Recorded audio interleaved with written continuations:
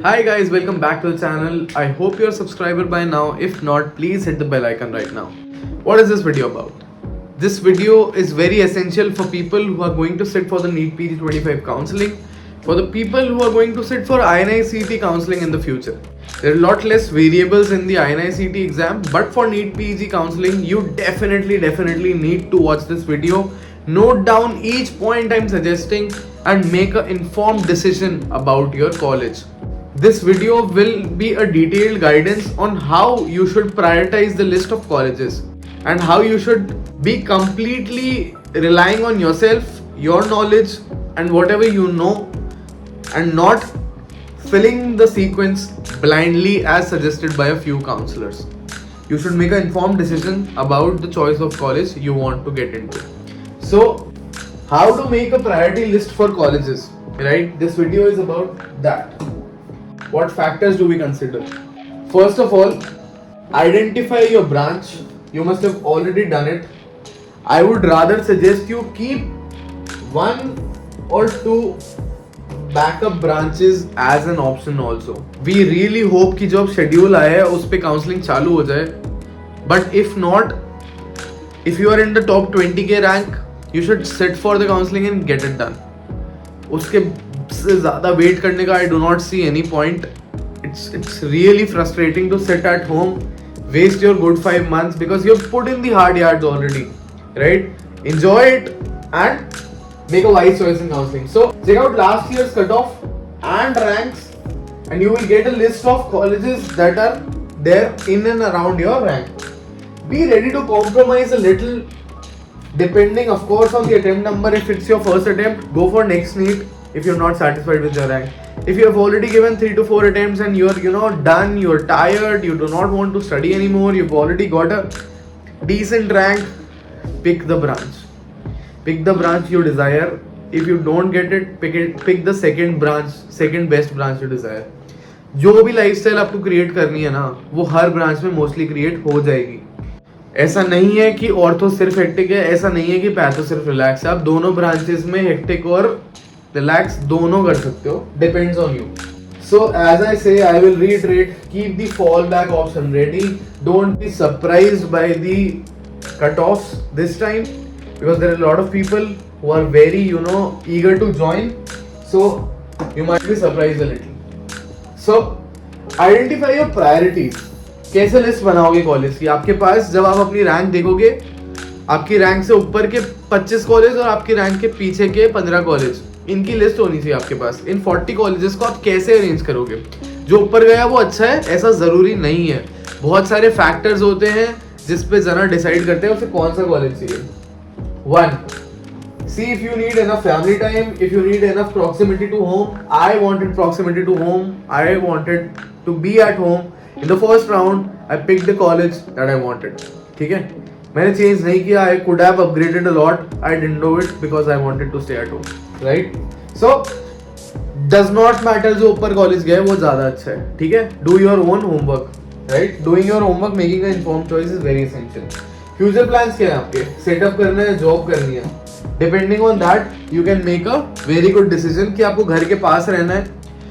तो आपको नॉलेज आ जाएगी, फील्ड नॉलेज आ जाएगी, मार्केट का आइडिया लगेगा कि यहाँ पे सेटअप करने के लिए आपको किससे मिलना है, क्या करना है, कहाँ से पेशेंट आते हैं, कैसे होता है सब कुछ.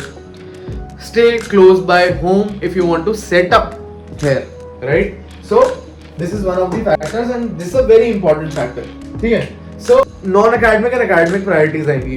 एकेडमिक प्रायोरिटीज में आपको ऑफ्थैल की एन्यूमरेट कर सकता हूँ बहुत डिटेल में, जिससे आपको एक आइडिया लगे कि क्या क्या आप सोच सकते हो. ठीक है? What points did I consider when I was planning to take up Opthal? Opthal was my only choice, right? Of best of the options that I got. अब मैंने कैसे डिवाइड किया कॉलेजेस में? ठीक है, सबसे पहले OPD कितना है, IPD कितना है, कटिंग क्या मिलता है, नंबर ऑफ केसेस SICS और FECO whatever, ये मेरा एक पैरामीटर था. एग्जिट से पहले कितने मिलते हैं पर इंस्टीट्यूट. ठीक है? ये सारे मैंने डेटा पॉइंट्स लिए थे. फर्स्ट ईयर में कितना काम होता है, सर्जिकल स्कोप क्या है, रेसिडेंसी का क्या क्या प्रोसीजर करने मिल जाएंगे. For ophthal for example evisceration, SICS, phaco, squint surgery, RD surgery, retina, speciality clinics क्या क्या हो सकते हैं? ऑफ्थाल के अंदर रेटिना हो सकता है, ग्लोकोमा हो सकता है, न्यूरो ऑफ्थाल हो सकता है, पीडियाट्रिक ऑफ्थाल्मोलॉजी हो सकता है, व्हाटएवर जो आप फील्ड चूज कर रहे हो उसके अंदर बहुत सारे स्पेशलिटी क्लिनिक होंगे। वो है नहीं है तो आपके पास एक्सेस है, इनफ पेशेंट्स है, राइट? इन्वेस्टिगेशन मोडालिटीज क्या है ऑफ्थाल के लिए? वेरी इंपॉर्टेंट है। हमारे सेटअप पे सब कुछ है। ए स्कैन है, बी स्कैन है, ओसीटी है, फ्लोरोसेंट एंजियोग्राफी है। You say it and we have it. So essential to decide if you need it, if it's essential for you to learn it. Teaching program कैसा है? ठीक है, कई institutes हैं, I have known certain institutes, for example Gangaram in Delhi provides and does discussions on, जो आप surgery perform कर रहे हो उसकी रिकॉर्डिंग मिलती है, रिकॉर्डिंग के बाद फैकल्टी बैठती है, डिस्कस करती है, पॉज कर करके कौन सा स्टेप कहाँ पे सही हुआ, कहाँ गलत हुआ। वेरी हाई लेवल थिंग, ठीक है? ये आपके साथ होगा तो you will gain a lot of success eventually surgery के अंदर, ठीक है? एनालिसिस लेक्चर होते हैं, journal clubs, faculty talks, paper presentations, आपके सीनियर्स के कितने पब्लिकेशंस हैं, all of these things matter to me, right? In ये सारे बेस पे I used to talk to the residents. मैंने एक इन्फॉर्मेशन निकाली, 4 सबसे इंपॉर्टेंट फैक्टर फिर मैंने कंसिडर किए, proximity to home, number of cases, academics and stipend. इन 4 के बेस पे मैंने लिस्ट बना दी। वो लिस्ट बनाने के बाद मैंने वैसा ही भरा, क्योंकि व्हाट हैपेंस इज कि जब आप कॉलेज भरोगे ना, जब आप वो लिस्ट खोल के देखोगे, you will see so many options, you will get confused and you will panic and you will feel whatever you feel like and it will be disastrous. अगर आपको कुछ ऐसा मिल गया जो नहीं चाहिए था या उससे बेटर मिल सकता था, you will regret it a lot. So make a informed choice. Non academic parameters क्या थे मेरे लिए? Cost of living in the city, stipend, मुझे कहाँ सेटल होना है, अकोमोडेशन मिलेगी या नहीं मिलेगी, proximity to tertiary centres. So I got all of it. Cost of living in the city, I live in the same city as my hometown. Stipend is wonderful. I want to settle here only. Accommodation, I get it. I have my home also. Proximity to tertiary center, we are a tertiary center. So all boxes tick. These are the kind of questions and these are the kind of parameters I want to think for yourself and make an informed decision. Talk to people who are in the branch for years. Talk to people who are in the college or have passed out from college. ठीक है? 25 to 30 institutes, rank के अपने पीछे के 15 और आगे के 20.